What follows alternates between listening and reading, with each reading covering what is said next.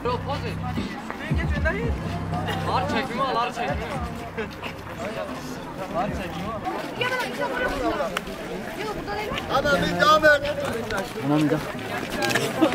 geçit hakkımız, söke söke alırız. Söke söke alırız.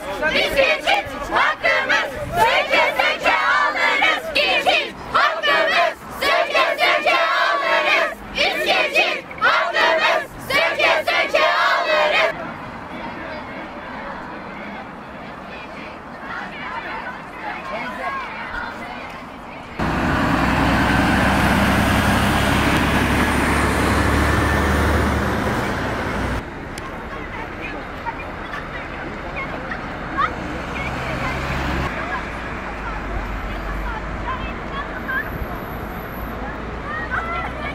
...17 Aralık günü burada Hazal kızımız kaza yapmış.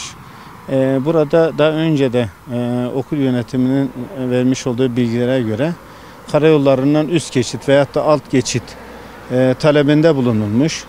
Bu alt geçit ve üst geçit talebine karşılık sadece bir levha ile cevap verilmiş. Aslında burası şehirler arası bir yoldur. Bu şehirler arası yolda ister istemez sürücüler hızlı geçiyor ve öğrencilerin de çıkış saatlerine denk geldiği zaman ister istemez sorunlar, sıkıntılar yaşanabiliyor, kazalar olabiliyor. Bu kazaların minimize edilebilmesi için burada ya bir üst geçit veya bir alt geçitin yapılması, ivedilikle yapılması önemlidir. Hiçbir mevki makam bizim evlatlarımızın canından daha değerli değildir bize göre. Konuyla ilgili zaten buraya gelmemizin asıl sebebi onların seslerine ses katmaktır. Gerekli yerlerin yani sosyal medya ve görsel medya aracılığıyla gerekli yerlere haber verilmesidir. Tabii bununla ilgili dediğimiz gibi yani biz bu işin takipçisi olacağız.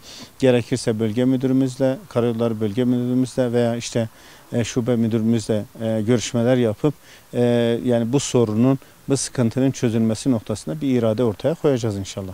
2 gün önce okulumuzun önünde yaya geçidinden geçerken karşıya kartı düşüren arkadaşımız kartını almak için yola eğildiğinde hayatını kaybetmek üzereyken çok ağır bir kaza geçirdi. Şu an orada canıyla cebelleşiyor. 2 yıl önce de aynı kaza gerçekleşti. Okulumuz çeşitli dilekçeler gönderdiği takdirde kimse bizi kale almıyor. Burada öğretmenlerimiz bizi karşıya geçiriyor. Hiç kimsenin böyle bir zorunluluğu yok. Kendi istekleri uğruna her şey yapan insanlar biraz ceplerinden kısarak buraya üst geçit yapmıyorlar. Biz burada karşıdan karşıya geçerken canımızla cebelleşiyoruz. Biz bunları yaşamak zorunda değiliz. Burada herkesin sorumsuzluğu var. 2 gündür kaza oldu. Kimse yok valilikten. Hani neredesiniz? Hiçbirinizi göremiyoruz. Söz konusu eğitim olunca, öğrenciler olunca canlarınızı vermeye hazırdınız. Neredesiniz? Jandarmalar 2 gündür geliyorlar sadece. Daha önceden neredeydiniz? Buraya trafik polisleri geliyor, dubalar koyuyorlar. Daha önceden neredeydiniz? Bizim burada servislerimiz alındı. Tamam, devletin ekonomisine katkı için. Okey, ondan yana hiçbir sıkıntımız yok. Bari buraya bir üst geçit yapın. Gelin burada durun, biz her çıkışta sizi görelim. Birazcık gelin, kendi keyifleriniz için oralarda durmayın. Gelin burada durun, bizim neler çektiğimizi görün. Okulumuz uzak diye sıcak bile yok, pencerelerimiz dahi yok. Kimse bizi ciddiye almıyor. Bu müdür burada duruyor. Hiç kimse ciddiye almıyor. Dilekçeler yazıyoruz. Öğretmenlerimiz mahcup oluyor bize. Hiç kimse bir şey diyemiyor. O ailenin ne suçu var? O aile o kızı büyütüp bu yaşa getirdi.